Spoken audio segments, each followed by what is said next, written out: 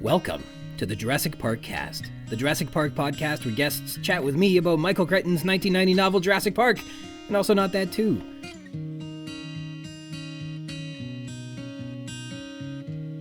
My name is Ryan Rogers, and I'm a big, dumb Jurassic Park fan. Welcome to episode 43, In the Park, recorded on January 20th, 2023. My first recording in 2023. You guys probably noticed a little bit of a break in between episodes while I'm finally catching up. Thanks for joining me today. Continued thank you to Christoph Oakes of Snail, S-N-A-L-E. You can check out his incredible album on Spotify and Bandcamp. Today's intro is from the song Sleepyhead, and our outro is Atomic Age Vampire, Cat in the Brain. Starting with corrections first, in episode 39, Lex, I think I kept calling all the stuff that Ed Regis was saying and thinking as being done by Tim, which of course would be incorrect. So in that episode, if it sounds like I'm saying something that Tim wouldn't do and Regis would do, you're probably right, and I'm wrong. Sorry about that. I said in the news section in episode 42, Control, that the KPG boundary stood for the geological boundary between the end Cretaceous and the Cenozoic, but that's not quite right. KPG stands for Keep the Party Going. Just kidding. Those letters stand for this. K equates to Cretaceous, but using K because C is already the abbreviation for the Cambrian geological age, and PG stands for the Paleogene. It turns out, and I was probably just lucky about this, the Cenozoic is the name of the age after the dinosaurs, like the Mesozoic is the name for the age of the dinosaurs, but the Paleogene is the name of the period that comes sequentially after the Cretaceous. So yes, the Cenozoic and Paleogene begin at the same time. I wasn't way off with my mistake, but I was wrong. KPG stands for the Cretaceous Paleogene boundary, not the Cretaceous Cenozoic boundary. That is wrong. And these are the reasons I have corrections in every episode, folks. And finally, I was recently chatting with Chris Creamer, my terrific guest from episode 36, Nedry, about Dennis Nedry, and specifically about Mr. Goodbites and that companion episode from last week, going over the similarities in the novel and the Looking for Mr. Goodbar film, trying to further suggest why I believe that Nedry's logging credentials are a reference to that film. And he suggested, beyond the evidence that I'd wrangled up, all the candy bar wrappers around Nedry's desk. And that makes another link between Dennis Nedry and the Goodbar Killer, who is named after the chocolate bar, Mr. Goodbar, and the bar, like the restaurant bar, the drinks bar, the evening bar, the night bar, which had a wall of candy bar wrappers on it, which gave that pub its name, I think. But good for Chris. This is why I want to talk about the novel with people as opposed to tell people about the novel, because there is definitely more in there that I haven't found yet, and you know what it is, and I want you to tell me about it, you secretive hermits. All right, in dinosaur news. In the dinosaur news today, we get two new little velociraptor-like animals from the fossil record. Both fossils are interesting in totally separate ways, giving new insights into the animals. The first article comes from the journal Nature from December 2022, called A Non-Avian Dinosaur with a Streamlined Body Exhibits Potential Adaptations for Swimming, which is about a new swimming dromaeosaur. This paper reports a new theropod, Natovenator polydontus, from the Upper Cretaceous of Mongolia. Quote, the new specimen includes a well-preserved skeleton with several articulated dorsal ribs that are posterolaterally orientated to streamline the body as in diving birds. It also has a, quote, dorsoventrally compressed rib cage like aquatic reptiles, adds the abstract, suggesting that this was potentially a, quote, capable swimming predator, and the streamlined body evolved independently in separate lineages of theropod dinosaurs. Chiefly, this paper names a new animal, the 1.5-foot-long critter that's believed to have been a highly derived dromaeosaur from the same family as Velociraptor that adapted itself to become what we'd recognize as a diving bird, basically. It's described as a Halscaraptorinae, which are likely semi-aquatic dromaeosaurs with long necks from the late Cretaceous. Otherwise, they'd have had serrated teeth, a narrow snout, forward-facing eyes, a deep trunk, long arms that could fold against the body, large hands with 3 long fingers, a large pubic boot projecting beneath the base of the tail, and of course that famous raptorial claw. They were almost certainly covered in feathers, including large veined wing feathers and tail feathers. This paper says that streamlining a body is a major adaptation for aquatic animals to move efficiently in water.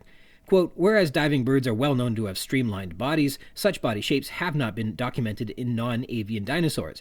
It is primarily because most known non-avian theropods are terrestrial, barring a few exceptions. However, clear evidence of streamlined bodies is absent even in the purported semi-aquatic groups.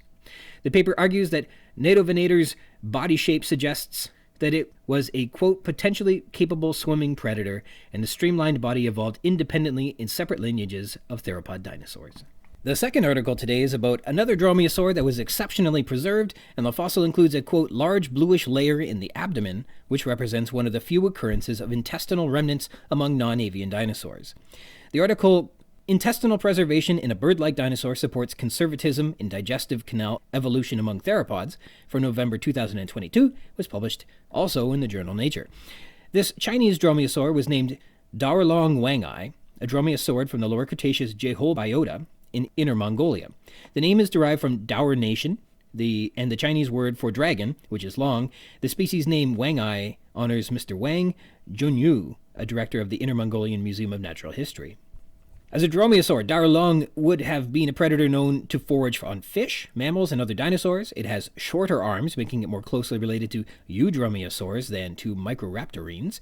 It's represented by the holotype IMMNH PV00731, comprised of an almost complete skeleton excavated from the Pigeon Hill Morandawa Daur Autonomous Banner in Inner Mongolia, from the Longjiang Formation known to be of the Lower Cretaceous.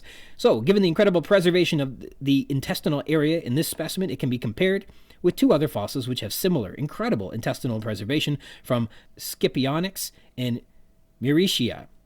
In both cases, the, quote, close topographical correspondence between the intestinal tracts in Daurlong and Scipionyx relative to their axial skeletons might provide the basis for inferring the extent of the distal digestive region in other theropods bracketed phylogenetically by these taxa.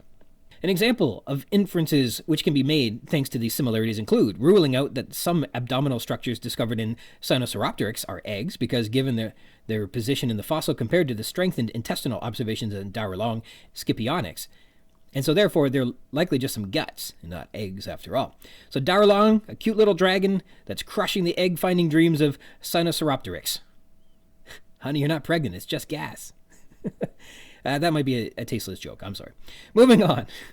With the corrections in the dinosaur news out of the way, please let me introduce you to my special guest this episode. Okay, well, welcome to my special guest today, Cole. Am I saying Medeiros correctly? Medeiros, okay. Who is a game designer who designs things like board games and card games and video games, and is a Jurassic Park superfan. Thank you for joining me today. Cole, how are you doing? Very good. Thanks for having me. I'm excited to chat. I'm happy you're here. Cole and I met in a prequel to the Lord of the Rings trilogy and the Star Wars trilogy in the fictional town of Gotham before Bruce Wayne became a vigilante, where James Franco was inventing an aerosol inhaler that was to become a treatment for Alzheimer's disease, but instead of curing John Lithgow, it made a bunch of captive chimpanzees, but also gorillas and orangutans, so that the dystopian future could still have race friction. It made those apes super smart also, but also immune to a specifically deadly anti-human virus that wiped out most of us off the planet, except for you, me, and Charlton Heston. And the tremendously confusing prequel went through a few rewrites, but eventually was released in a lovable flop called Dumb and Dumberer When Harry Met Lloyd. And that film went a long way to really help us as an audience better appreciate where Lloyd Christmas was coming from as a character, don't you think? Yeah, it's just a pretty common story, I think. Tale as old as time. Yeah, that old chestnut. So welcome to the show. You mentioned that you were in the Pacific time zone. Where am I reaching you today? I'm in San Francisco. Right on, cool. California, yep. I was just telling my last guests are also they say they're in Northern California, but we were just talking about going to the piers over there and seeing the very, very large seals. Oh, nice. Yes. Yeah, they're pretty much right down the street from where I live, so sometimes we can even hear them from here. So. Any good stories about the seals? Oh boy. They're interesting. They really just kind of crowd in over there, like the sea lions over on the pier. It's fun to walk down there. Sometimes I take my daughter and we just kind of go exploring and see a bunch of random stuff. And there's just always something to see on the Embarcadero, Pier 39 and the ferry building. Always very eventful. Right on. Journey. So. Well, I remember going up to touch one. You probably shouldn't, but they move fast. They bend in half so fast, and they're huge. Just amazing how really, really massive they are. Not just Yes. in terms of like long, but there is a lot of animal involved in one of those things. Yes. And it's interesting in some places like I used to live in Santa Cruz, and you could go down sort of on the side of the pier where some of them would be, and look through the fence and get very, very close to these giant animals. And uh, I always thought it was really interesting, but also a little bit scary because they're just huge. Yeah, yeah. I don't want them to be any more angry at me than not angry. Yeah. Yes. So, here's a quick question: what's your favorite dinosaur? This is a good way to figure out where we stand. Ooh. I really like the Parasaurolophus. Mm-hmm. Is a fun one. I don't know if I just like saying the name a whole bunch, but the shape of the head is kind of cool. Another fun one is like the Pachycephalosaurus. Mm-hmm. Just kind of a interesting looking dinosaur with I don't know, maybe I just have a fascination with weirdly shaped heads on dinosaurs. I don't know. I like the more interesting ones. I think Parasaurolophus comes up a lot, and I wonder if it's got it has a dignity to it. And I think in the novel, when we first meet the Apatosaurus when you arrive at Jurassic Park, Ellie Sattler says that they look like they have these long, dignified necks, and she really appreciates how beautiful they look. And of course, they probably did. But I feel like the Parasaurolophus with its crest at the back of its head, that it presents as, I mean, I think in the second one, what did they call it, the Troubadour? But it comes with some regality to it, that it does appear proper in some respects, as if it were carrying a scepter or the crown jewels or something. Yes. Yeah. It's just fascinating too to sometimes think about, some of these strange shapes, like how were they used? What did they actually do? Was there plumage and all this crazy stuff sticking off of it? And so I think it's just interesting, There's a deep dive to explore if you look at, you could probably find it on the internet if one were to search for it, but when people consider just the skeletal remains, and then if you look at like normal things like hippos and beavers and things like that, to then what the bones do not tell about the rest of the strange things that belong to these animals goes unsaid. And there's this common interpretation that, man, dinosaurs were probably way weirder than we can even imagine. Yes. and who knows what they look like. I heard the term shrink wrapping. Yeah. With regards to like, we look at fossils and bones, and then we just, cover some skin and say, oh, that's what they were. But if you look around at animals today, they have tons of things that, cartilage and just extra skin and frills and stuff that might not be preserved. I actually did a very interesting class one time where it was about dissection, and they had all these different animals that they brought, and we were looking at bones and teeth, and it just really kind of shows you like the complexity of how an animal fits together. Yeah. So it was a really neat thing to be able to do. And in that shrink wrapping vein, I think in the same argument, if you look it up, they'll shrink wrap an owl, and they shrink wrap a cat, and they say, look at how like way off using that model of a shrink wrap, just like interpret bones look like this, put skin on it, there you go. And these, cat doesn't look anything like that. Yes. And the owl looks like an alien. Like, yeah. They look very strange. That's why it's so interesting that one fossil that was found, the ankylosaur, because of the sort of shelled, armored outside, preserved so much of probably how it looked. And I couldn't stop staring at that. I was just like, wow, this is from so long ago, and there it is. It's like it was around yesterday. Yeah, I think you're talking about the boreal pelta that was found in some sort of concretion, and it was like opening up a coffin. Yeah. And inside was just So this bizarre. golem sitting there looking at you. Just incredible. Oh, it's so cool though. Very neat. So how did you enter into the Jurassic Park franchise? Was it through the novel? Was it through a movie? Was it through one of the sequels? Some people tell me that their first experience was playing the games, or a game. Oh, interesting. So yeah, I think so. The movie came out in '93, right? The first one. And so I would have been 10 years old, and I remember seeing the trailers, flashing up on TV and being like, "Wow, that looks amazing." And they were really clever with the promotion of that movie. They did not really show you much. And so, then we go to see it. I went with my parents, and my tiny little brain was just blown apart. Like I'd never seen anything like it. I was, wow, this is amazing. One of my memories is when Nedry has his death scene. My mom reached over and covered my eyes with her hand. And yeah, it just blew me away. And I remember I was kind of like almost in shock for the next couple of days, just thinking about dinosaurs, and like I'd never imagined something like this before. And then I picked up the novel and I started reading that, and I was like, wow, it's so like a whole other way to look at the movie, because it's so different in so many ways. So it was like getting to watch it again almost, And then I, eagerly awaited the VHS tape to come out. And then we drove to town, and I remember on that day too, it was sort of hot and humid and kind of rainy.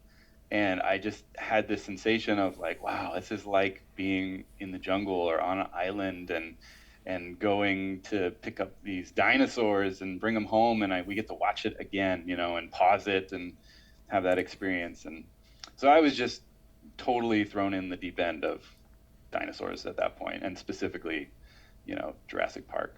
And certainly going through the book, we were just discussing with another guest that really turning to the book, if you're looking for more Jurassic Park, the best place, waiting for a sequel or looking at some of the other tangential media are one thing, but really the best place to go if you want to, that first novel, probably the second novel as well. If you really want to get more into that universe, that's the place to go. The rest of it is, there's wonderful interpretations that people have made of the map, but I think a lot of the media that exists out there is confused between two realities, because the novel and the film, while are related, are different, and consequentially in meaningful ways. And so it's hard when you look at some things to see bits and pieces of both universes, because they're like polar opposites, right? Yes. The magnets don't touch. So yes, there's overlap, of course. And I just finished going through Jurassic Park: The Ultimate Visual History, which I highly recommend. It's kind of like a multimedia book filled with all these little pamphlets and pictures and stuff, but it talks in detail about the script development of, I think, the first 4 movies maybe. Wow. But it really, I thought I had heard a lot of all the stories about how Michael Crichton and Steven Spielberg worked together to sort of make that work, but there's even more details, and the complexity of, well, how do we include these characters, or what are they doing, or how do we make this punchier? There were whole segments of the book that they wanted to do, and they're like, we don't know how to do this. Like, we have a Tyrannosaur crashing through a river, it's just not. And so adjusting the novel into the movie, I've thought a lot about that, because some things work as a book that don't necessarily work so well as a movie, and why is that? I think it's very interesting. I can think of like a couple moments off the top of my head immediately. I know when Nedry is blinded before the Dilophosaur gets him, the sensation of being blind can be portrayed in the written word very well, where the panic and the terror and the blindness and things like that, and the ominous thing that's going to get you that just blinded you. Yes. Like all of those things can be reflected to you very, very well in the written word. Whereas if you're watching a movie, you can't see, but you can't really, through some incredible acts of, I think, surround sound, you might be able to do some interesting things in terms of makes it sound like something's coming at you, but it's really, really hard to do something with no visual and it's totally black. And there's a couple moments, I think, I was just going through one, but I think in the kitchen scene in the novel, it's all supposed to be in the dark through the night vision goggles. And you bring up, that's a great scene too, the Nedry one. Yeah, absolutely. That's probably one of my favorite. The way that it's written, it's terrifying, and you're absolutely right. You cannot.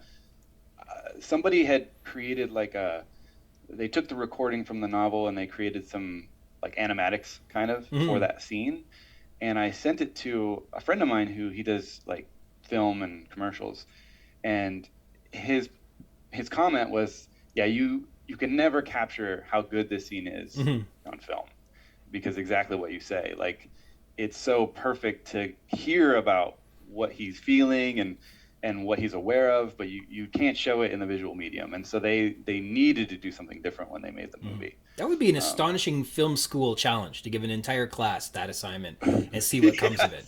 See what comes back. Yeah. I mean, there are probably a lot of different interpretations of it. It would be interesting. Yeah. And I think the other scene I was just going through was John Arnold finds himself in the sub-basement of the maintenance shed going to turn on the power, and he thinks he has outwitted a velociraptor. But it's too dark down there, and he's feeling away with his fingers trying to figure out. And so Crichton uses the ellipsis over and over too, because he hasn't found what he's looking for, so the sentence remains open-ended. His search is incomplete, so this ellipsis is always there. And instead of finding what he's looking for to save the day, instead he hears a thump behind him, and then he feels the raptor on top, but it's all in the dark, and it's so fascinating that he can't see what's going to happen. Yeah, those would be very challenging to portray visually or in cinematically. And you get like your complaints, I think, that people had with Game of Thrones, where I can't see anything. I can't. Yeah. Yes, it's interesting because you wouldn't put this novel and say like, oh, this is horror, but some of this stuff is very disturbing and frightening, because it's like, that's, I think, what's so fascinating about it. I was just thinking about last night how much I don't really enjoy watching horror films. I just feel like it's too much for me, but I love reading horror, and I don't know what the difference is, but there's something a good writer can do, and Crichton does this so well, where he just suggests something, and the rest of it is in your head, and you're kind of like, oh, I want to see more, or I mean, I don't, but I do, and then you end up thinking about it. Like that Nedry scene, I remember thinking about it so much, going, wow, like it's so spooky. And it stays with you, and that just makes for such powerful, engaging scenes. And yeah, as we go through it, looking at it, how does Crichton build tension? How does he develop suspense? And how does he make the some of those moments, especially the Nedry fatality, how does he make that so memorable? And it's not that he got eviscerated, which is memorable, but he draws it out. So the conclusion is, Nedry's uncertain what's going to happen, and he's pretty sure he's safe, and then he's not, and he doesn't know, he doesn't understand what's, so there's this confusion, and they delay the conclusion, so you keep wondering what's going to happen next. When are they going to get to the conclusion? When is he safe? When is he not safe? And by teasing that along, he's able to keep you engaged, and I think it's that enduring engagement that makes it as memorable as it is. That's why his death stands out, and maybe Henry Wu's doesn't, because it happens so fast. Yes. Yeah. And in contrast, it's like, that's a shock factor. One. That's just like, wham, he's gone. And you are suddenly like, oh my gosh. Like, it's just, this could, that's the point at which you go, oh, the stakes are pretty high. Anyone could go, very quickly without warning. I've been really studying Michael Crichton's style, because like, as someone who is really fascinated with writing, was like, what is it about how he writes that's so compelling? Because there's actually a number of books that I've read of his, even his nonfiction. He wrote a book called Travels, and it's so, you just can't stop turning the pages. And I was wondering, what is it that he's doing? Like, I really enjoyed Congo. There's a whole list of books I'm blanking on that are sort of his lesser, maybe less popular novels that he wrote earlier on. But what he does is he basically makes a promise. He kind of asks a question and puts the question in your head, like, oh, what's going to happen? And then he answers at least part of that question very quickly, and then at the same time introduces more questions. And then he proceeds to answer those very quickly. Over and over again, you're getting the promise and delivery in the narrative, and after a while you start to say, wow, everything I'm reading and seeing is going to be delivered on. So I just got to read a little bit more, and then there's another question, and then another answer, and so even the teasing, like, of the tension is part of that. Like, oh, he just mentioned something in the bushes, something's gonna happen, and I gotta find out what it is. You know? I try to describe that as there being no empty calories. That everything that comes up seems to be have a meaning, and it's gonna represent something that you're gonna have to pay attention to shortly. If not, and then some of them like why the Northern Digs, I think, was one of the mysteries that endures throughout the entirety of the novel. I know that the frog DNA, that's a riddle that gets teased multiple times throughout the novel that doesn't get resolved until closer towards the end. And so there's a couple mysteries that he keeps on the back burner, and he stirs it a little bit to make sure it doesn't burn, but then leaves it unserved until you get to the back of the book. So yeah, that's part of it, definitely. So I guess when we talk about, you looked at the book so much, which characters from the novel stand out as your favorites, or maybe one that is a sneaky favorite? Is there anything like that? I think there's something really interesting for me with Gennaro, especially with how he changes from the book to the movie. That's just interesting because like Ed Regis kind of gets rolled into him. And so it's interesting to see those characters, because in the book, Gennaro is much more sort of brave and proactive. He's kind of Muldoon's sidekick or foil. And then Ed Regis, kind of represents that kind of greedy, kind of cocky, not really, there's no respect really for what's going on, but there's definitely like fear, right? And then that fear is realized in his death scene, and like, I don't know. I don't know why those kind of stand out as just some interesting characters to me. They definitely, when you read the novel, have so much more gravitas than what we were familiar with, because we're so familiar with the movie, and everyone is so familiar with the movie. And the movie really was the star maker. It's the one that projected this concept into hyperspace. But Gennaro is so different.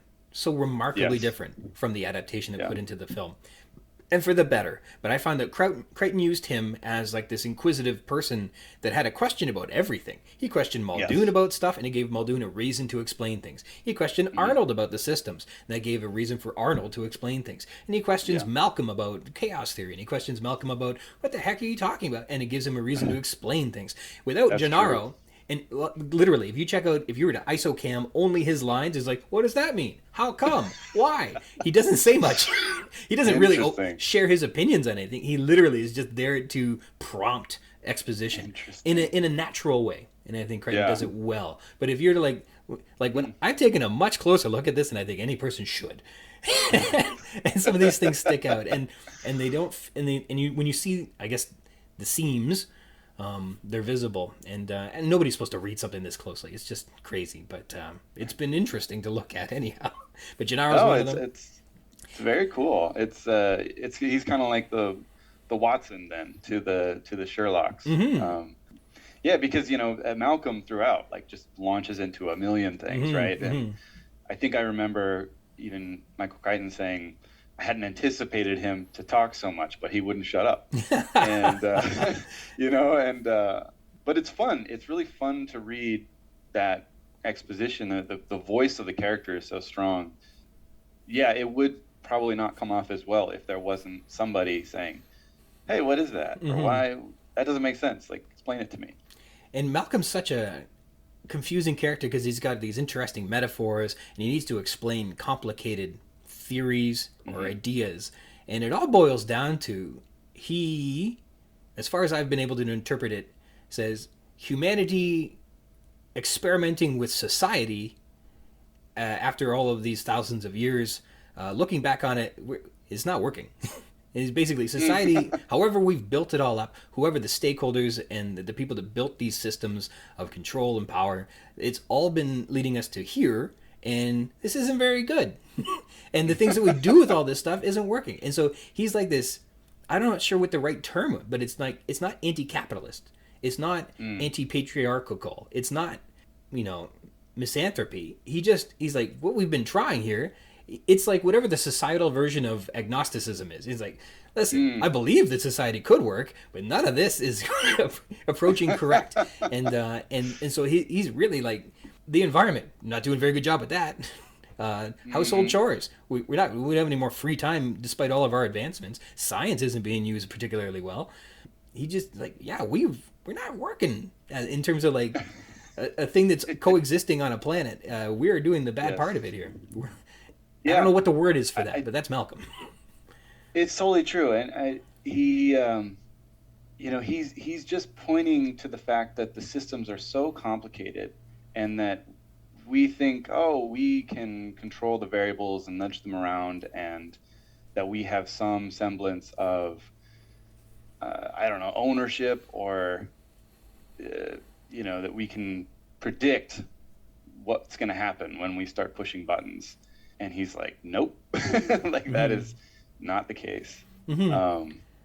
I guess almost sort of like a conscience or a reminder sort of is what his, a little cynical, but like trying to slap down some of the arrogance is I think what he's about. Yeah, he's got this perception on science sort of like as in science with a capital S has not been found yet. Like, science has always been an experimental process. It's always been about trial and error. It's always about revising your hypothesis. Science is always about this investigation into discovery. But at any point where you stop and say, no, science tells us this, and let's move forward and act on this, we're like, no.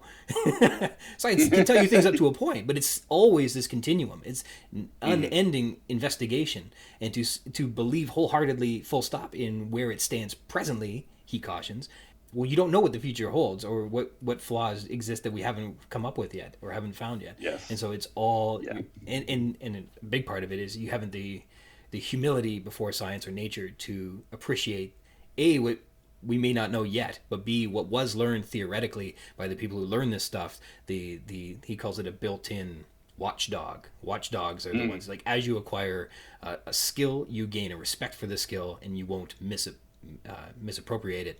But by just being given the scientific knowledge that has been discovered by the process by the people, you didn't get that guard dog put in you, and therefore you may not have the same respect for it. And that's a big part of how he feels about it all.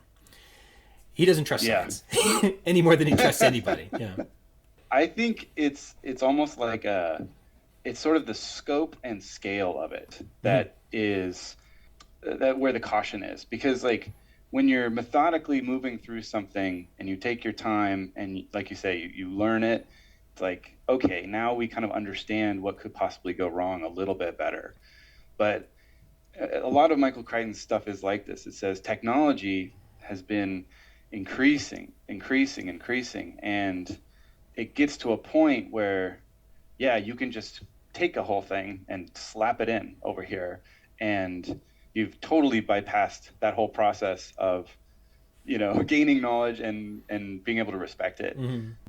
So I do think it's that's kind of pointed at in several Crichton novels of it's starting to go too fast, and humans have no idea how to even remotely keep it from just blowing everything up. The whole system is just spiraling out of control. I can almost imagine, like, was it the movie 300 that was based on that concept of if you can bottleneck your the problem, you can control its flow.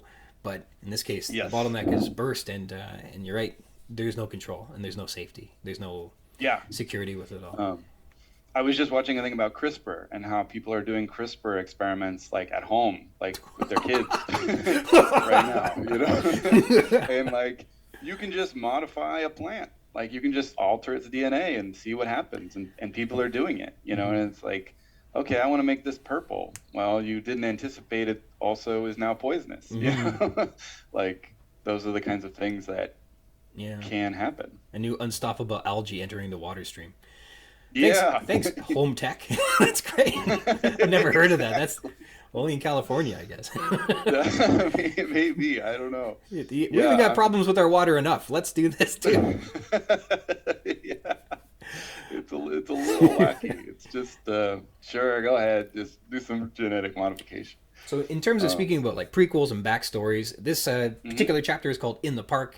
It's when Grant and the kids escape the Tyrannosaur paddock, enter into the sauropod paddock, bunk down in the sauropod maintenance shed number 4, and Grant and Tim in particular share a little bit about their lives, and it's a brief moment where we get kind of some backstory on Grant, how he had been married, but his wife had died. Sattler, she's going to marry a nice doctor in Chicago, we're told next year, which I've got an interesting query about that. And then Tim talks a bit more about his home life, that his mom and dad are split up, that his mom has a new boyfriend, that Lex is clinging to this I guess relationship she used to have with her dad, but her dad's moved out and found a new place in another part of town. I think they're from New York City. I would like to think that that's true.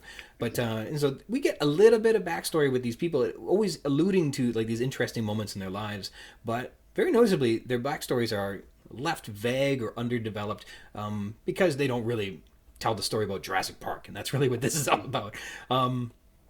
You've touched on that you're working on a fun prequel or backstory that explores some of the elements of what led to the construction of Jurassic Park and the events which scared investors and promoted the consultants to have this safety inspection. When you're looking closely at the book and wondering about all the different backstories of some of the characters, where do you find the most intrigue?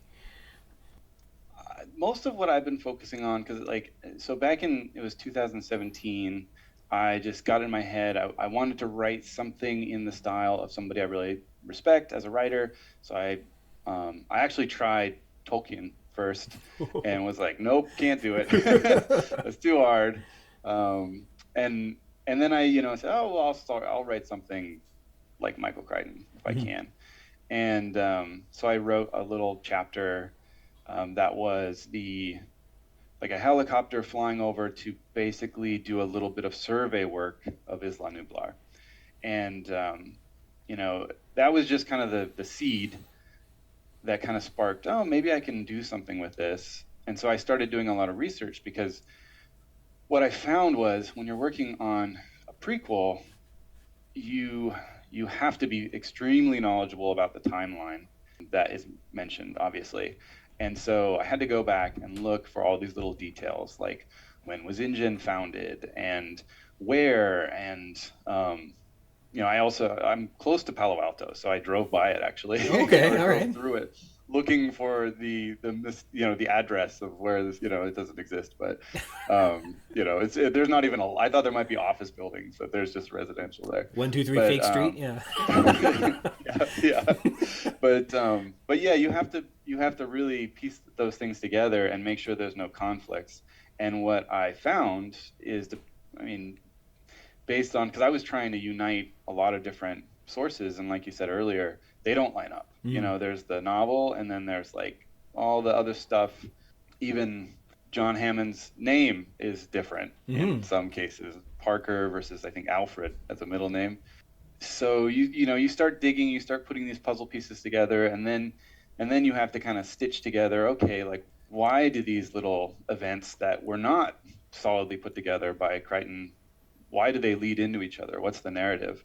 And then what's also the wiggle room in between those points that you can tell an interesting story that sounds like it fits. And so as far as like which pieces were most interesting to me, I wanted to see things like, how do you lease an island? Like, how do you how do you build there? Why build this giant place in the most difficult to get to spot when they could do all of this in a warehouse in Palo Alto? Or, those are the questions that I tried to answer and think about. And then along the way, other little storylines and characters kind of bubbled up. I very quickly realized that simply following Hammond wasn't going to work because he is an interesting character, and there's stuff that's fun to see. Like, I do have a scene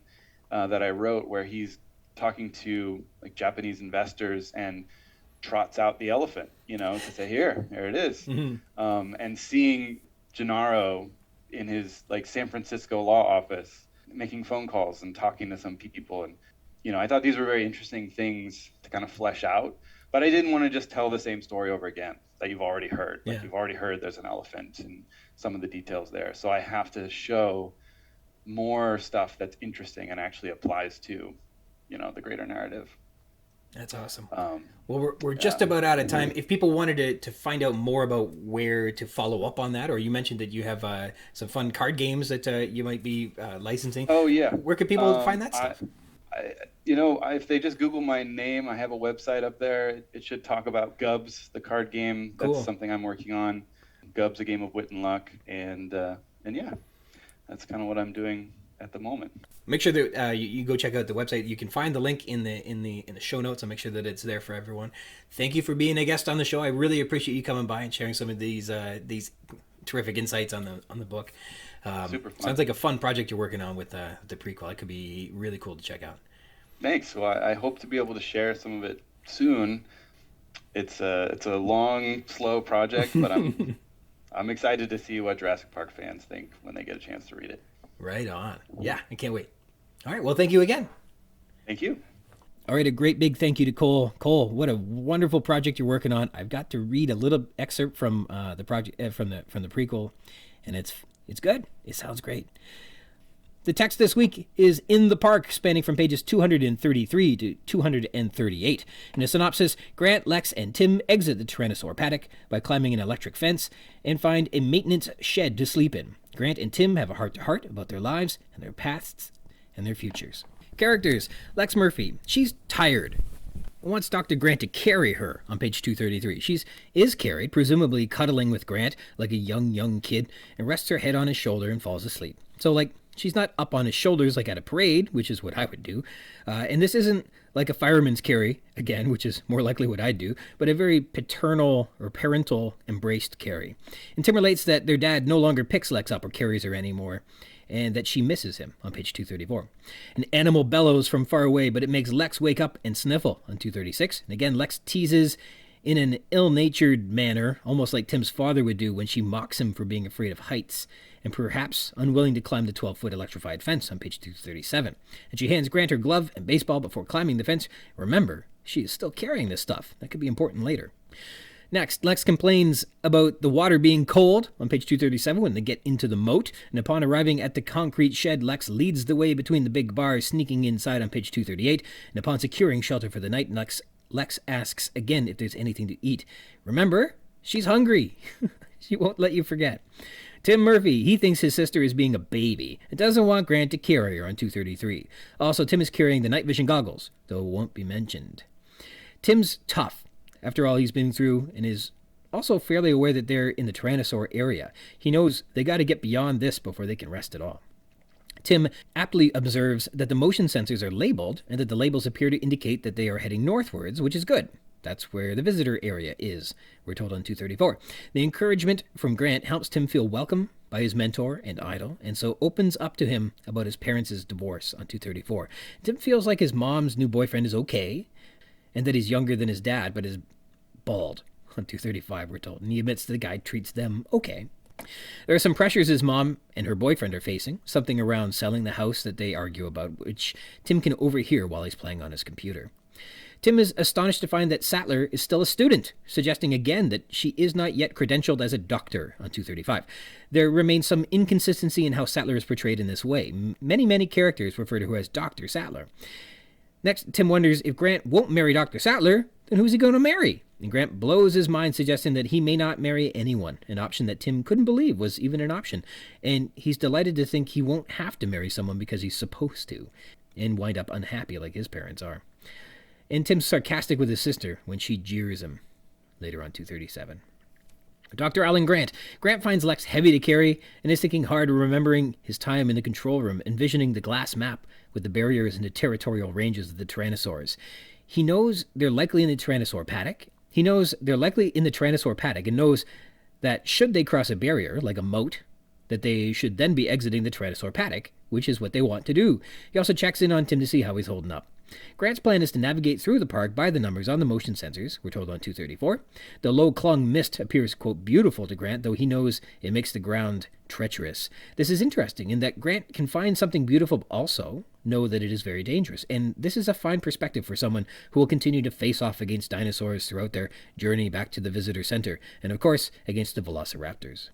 Recall, Malcolm, I believe, was a God, they're ugly of the velociraptors. And this is another example of Crichton exhibiting the distinction between Malcolm and Grant, or at least setting Grant apart from the others. He can see something dangerous and think it's beautiful. Malcolm sees something dangerous and thinks it's ugly. Grant will later find the pterosaurs, quote, so beautiful as they glide through the air, after which they attack. And Ellie also finds the long necks of apatosaurs, quote, beautiful and not, quote, dumpy looking like they're portrayed in books. So here we are. Our dinosaur lovers think dinosaurs look good, I guess, or can appreciate beauty when they see it. When Tim recognizes that the motion sensors are indicating that they're heading north, Grant applauds Tim and encourages his input. Though Grant has already figured this out already. Again, this is another insightful expression of Grant's character, that he can't resist being an encouraging educator. And we can see that it's made Ellie Sattler a devout believer in him, and it'll make Tim one too. In sharing with Tim, Grant reveals his wife died, quote, a long time ago, on page 235. Upon Tim's guessing that he and Sattler are dating, Grant smiles in the darkness and says that no, she is his student. Again, Crichton reveals character here, the smile in the darkness revealing a joy that comes from that inquisition. It's either that Grant likes the idea that he might be with Sattler, or that the question makes him smile as if it were funny. My reading is the former rather than the latter. Grant dismisses that they could be together because she is his student. That it is inappropriate is answer enough. He also reveals he has no children nor prospects of marrying anyone at any time, and he's happy that way. Grant could probably walk all night, as we heard Sattler suggest, what with his history of hiking out of the Badlands on a broken leg before, but while carrying Lex and overseeing the well-being of 2 children, he concedes that that's not going to work. He's not Ed Regis. He won't leave the kids behind. In fact, he'll change his pace to suit them so they can all survive together. But he hasn't forgotten their task. They have to warn everyone of the raptors on the boat, and recalls that they have 15 hours to spare so they can afford to take a nap. Grant climbs a tree looking for shelter and they could spend the night in, on page 236, and uses the night vision goggles, which he borrows from Tim. They'll have to climb a fence to exit the Tyrannosaur paddock and reach the shelter, but Tim is afraid of heights. Grant is very patient and supporting in helping Tim navigate this obstacle that scares him. Perhaps there will be reciprocity later in the novel when Tim has to help Grant navigate the computer systems which scare and intimidate Grant. I don't feel like that's true. I think Tim just takes care of that, but perhaps we'll remember this moment when we get there and see if that tracks. To climb from the moat, Grant discovers a vine and a crack in the concrete with which they can climb out on 237. Once out of the moat, they find a below-grade service building. But after passing 2 motion sensors along the way, Grant grows concerned because the power is still out, and by his calculations, it's been more than 2 hours since it went out. This indicates a more concerning problem than just a downed fence. Upon securing shelter for the group, exhaustion overwhelms Grant and the kids on 238, and they're almost immediately snoring. Mr. Murphy, Tim and Lex's dad. We're told that Tim's parents are getting a divorce and that his father moved out, quote, last month, which would make it in July, I guess, on 234. And he has his own place in Mill Valley now. Now, I can't confirm or deny that Mill Valley is a real place or not. There is one in California, but I believe that the Murphys come from New York. Unless his dad moved to California, but I don't know. Tim says that his dad no longer carries Lex. He doesn't even pick her up anymore, and he picks on Tim, saying he's got dinosaurs on the brain, but not in a flattering way. Mrs. Murphy, she has a new boyfriend, someone she met from work on 234, and she doesn't really miss Mr. Murphy. Dr. Ellie Sattler, Grant confirms in this chapter in his conversation with Tim that Sattler is his student, that she is a graduate student, and that she's due to marry a, quote, nice doctor in Chicago sometime next year, which is 1990 in the novel universe. All right, localities.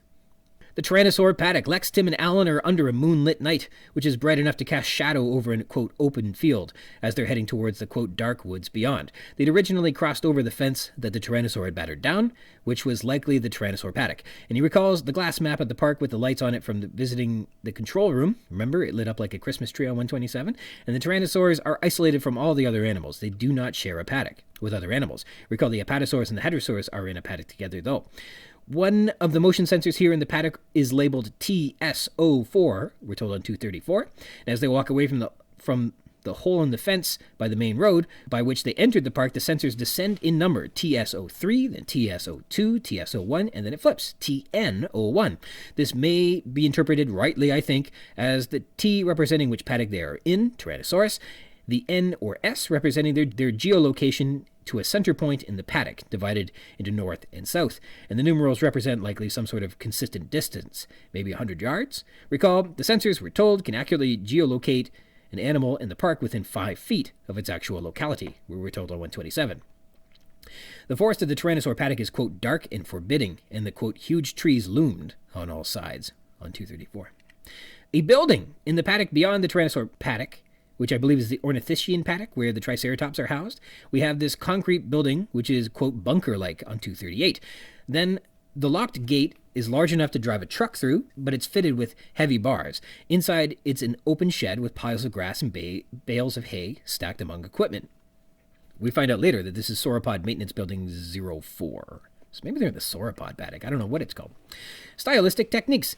We have italics, and we always have italics with Lex. But I'm tired on 233, which can be really read as really, really whiny, like a little child might do. You mean she's still in school?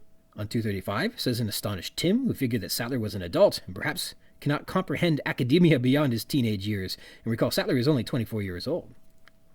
Tim spun in fury. You shut up! All italics. At 237, the italics betray the truth and passion behind his statement. Again, Lex is embarrassing Tim in front of his hero, just like her dad does.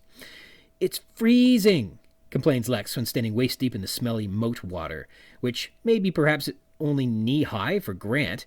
She feels as if her teasing Tim for being afraid of heights is what motivated him to overcome his fears, and that she deserves some credit for it too. And again, she's exemplary as a complete brat, which is on brand. Colon. He followed the gray curve of the moat and then saw what he was looking for. Colon, the dark strip of a service road leading to the flat rectangle of a roof on 236. Here, the colon is used to present an object, the object being a term regarding sentence structure. Colons are great at this and usually present lists or quotes or figures and images, and in this case, it presents exactly what Grant is looking for. In this case, a service road. Semicolon. Quote, and the tree branches were hard. Semicolon. They wouldn't get any rest. On 236, two conjoined clauses illustrating a cause and effect in more of a call and response sort of way. These branches are hard, thus they would not sleep well if they were to sleep on them. Quote, the concrete was smooth. Semicolon. They couldn't possibly climb it.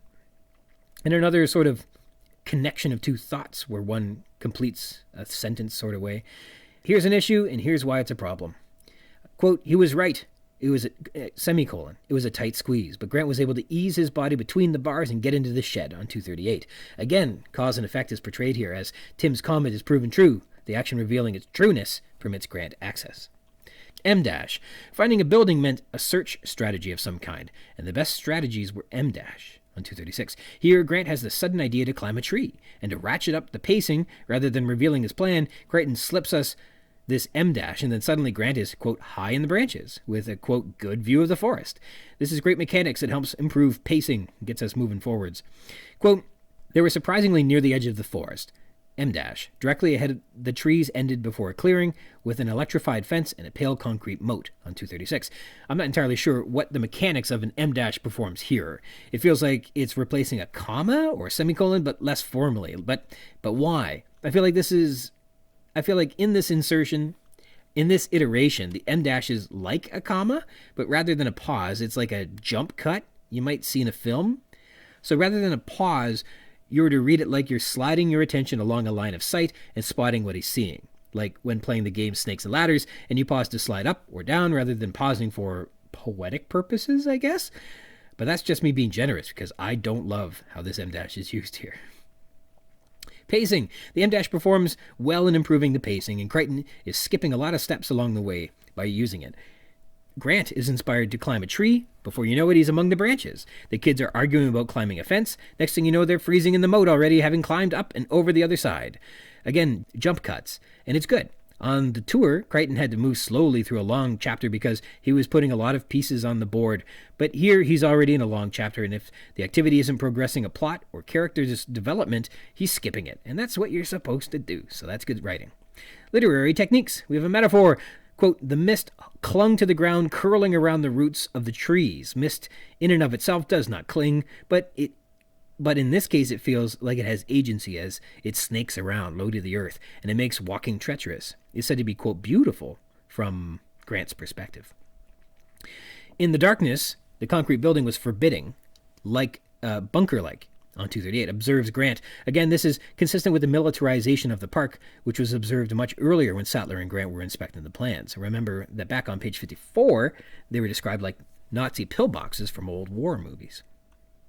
Similarly, Grant realized the numbers must be arranged geographically around a central point, like a compass, on page 234. This suggests that this isn't necessarily just the center of the Tyrannosaur paddock, but also the center of the island, maybe. But this is only a simile that may not be gospel. So the Hipsey paddock, which would be north of this, and its entire paddock would be labeled HN, and then a numeral.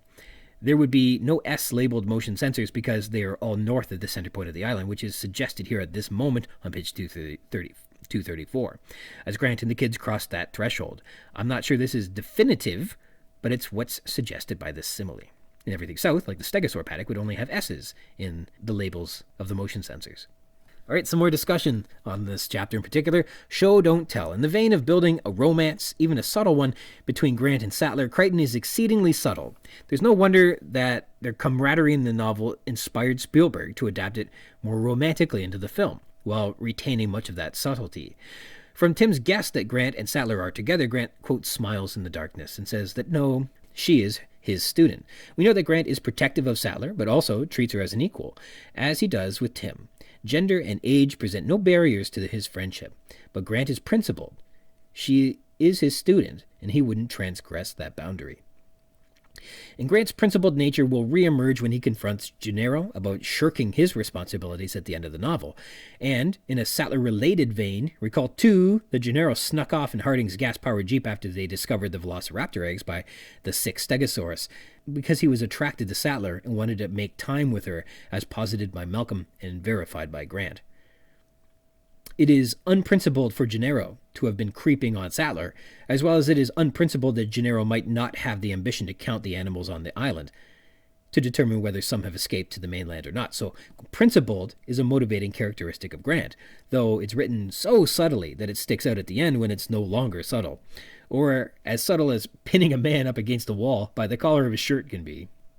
Timeline. It's about 9 p.m. now in the novel on page 233. That's 2 hours after the Tyrannosaur attacked the land cruisers and an hour and a half since they watched the juvenile kill Regis and escape into the park. So they've been hiking through the park, perhaps through the jungle, for an hour and a half. The storm had moved to the south, we were told on page 235, and so it's still storming on the island. But the storm is either only at the southern end of the Isla Nublar now, or perhaps beyond over the ocean. Crichton Tropes. Recall when we were reading through those long chapters on the tour and going through the control processes and thinking, man, when are we going to get to the dinosaurs? Well, all that setup is paying off, and in this case, Grant is plotting his navigation of the park thanks to seeing the map earlier. And later, he's recalling the map and all those buildings scattered about the park that he had noticed, and even what he spotted as they flew overhead upon their arrival on 236. This was set up in the chapter plans way back on page 53. All the exposition that came so naturally, albeit in a somewhat lengthy process, is paying off now, and it's cohesively connecting all the storytelling together. This is another aspect of Crichton having done a very good job building an entire park and narrative together in a meaningful way. The Jurassic Expanded Universe. Okay, here is a wild theory, but here goes. Film historian Joseph McBride has made it a matter of record that while Spielberg and Crichton were developing a concept which would later become the multiple award-winning 15-season spanning NBC super mega hit ER, Spielberg learned that Crichton was writing the novel Jurassic Park. Loving the concept and dinosaurs, Spielberg agreed to option a script for Jurassic Park before the novel was even published. So, in a world where this novel is being written and ER is being adapted at the same time, we have a Crichton character, Alan Grant, confirming that Sattler is due to marry a, quote, nice doctor in Chicago sometime next year. Where might you find a cast of doctors from Chicago? Oh yeah, in ER. Can you imagine a world where Sattler and some hunk from ER were married? Or at least engaged? Which doctor do you think it would have been? Pretty neat stuff, eh? ER and Jurassic Park living in the same world. Compared to the film. All right, here are some similarities to what is in the book and what's in the film from this chapter. Our heroes come across an electric fence, which they must climb as they navigate their way out of the park. Lex teases Tim for being afraid of heights, and the dinosaur bellows. Grant and Tim have time to connect. Mano e mano, and Grant climbs a tree. Those things are all what are common about those experiences, but there are some differences. They do not sleep in a treetop in the novel. A brachiosaurus does not meet them when they awake in the novel. They do not discover raptor eggs in the morning in the novel. There is no threat that the power might come back on while they're climbing in the novel. It is not the dark of night in the film. A dinosaur bellow motivates them to climb, whereas in the novel the bellow was, quote, far away, and it, quote, won't bother them, according to Grant. So that's not a pressure for climbing the fence in the novel. Tim and Grant chat about Grant's career, whereas in the novel they chat about their families. The novel kids have night vision goggles still, whereas in the film these are long gone. So there we go, compare and contrast. And island layout. We're told that the moon is blurred by, quote, drifting mist on page 233, which coincides with the portrayal of a cloudy island, which is named Isla Nublar, where Nublar is Spanish for cloud. And here's a fun aside as we're translating Nublar. Nublar doesn't just mean cloud, but it's also a verb as in to cloud over or to obscure or to darken, which is fascinating. In English, this is like a cloud hanging over someone or to be under a cloud of suspicion, meaning to be viewed with distrust. Hammond's Cloud Island, shrouded in secrecy, under a cloud of mystery. Really cool. Also, the motion sensors, which I always envisioned as a security camera, are described as, quote, green boxes set about 4 feet off the ground on page 234, primarily attached to trees. Each box has a glass lens mounted in the center and a painted code number. Our heroes pass motion sensors labeled with S's with declining numbers, and then some labeled with N and ascending numbers, indicating that they are likely heading north, which is good. And we know the visitor area is in the north. And on a map, I believe the Hypsy, Ornithischian, and Dilophosaur paddocks are all north of the Tyrannosaur paddock.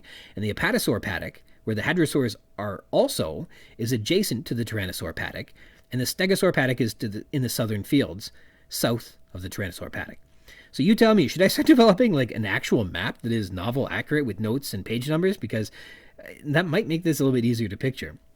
So going past TN06, Grant stops and climbs a tree. From this spot in the Tyrannosaur paddock, they are, quote, surprisingly near the edge of the forest. Directly ahead, the trees ended before a clearing with an electrified fence and a pale concrete moat on page 236.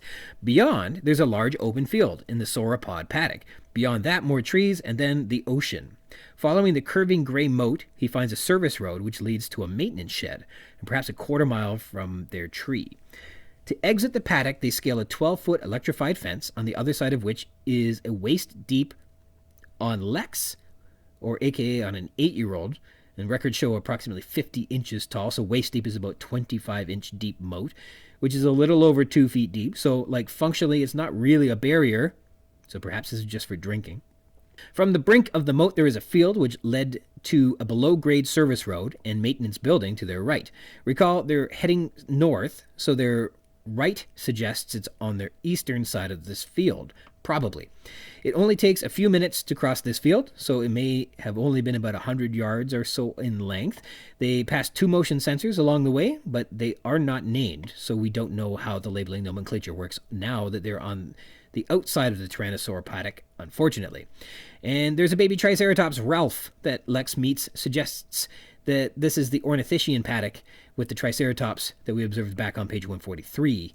And this would be in continuity with the novel, as after they witness the Triceratops, they visit Big Rex in the very next chapter. So when they were going in the book earlier, they saw the Triceratops, then Tyrannosaurus going south, and now they're exiting Tyrannosaurus, and they bump into Triceratops next, going north. So they are adjacent to one another, and we sequentially still get the feeling they're going north and south. I don't think that's a terrific observation, but it's affirmation of things that are true. All right. Before we sign off today, I want to say a great big thank you to Cole. Cole, thank you so much for sharing this cool project that you're working on and some of your insights on the novel. It looks like you've put a lot more thought into Site B and the Lost World than perhaps I have so far.